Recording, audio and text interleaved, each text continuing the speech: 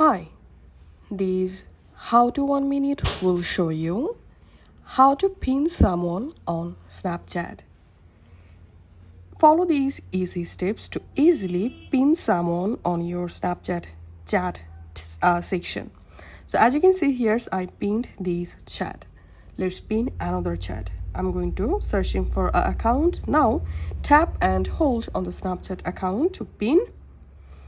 And now tap on chat settings. Here tap on pin conversation. And as you can see, the Snapchat conversation has been successfully pinned.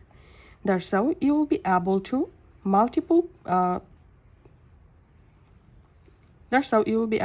multiple chats or conversation. And to unpin any chat, the same way, tap and hold on the chat, tap on chat settings, tap on unpin conversation. So this is how we can do it. If this video helped you out, please leave a like and leave a comment down below. Thank you for watching.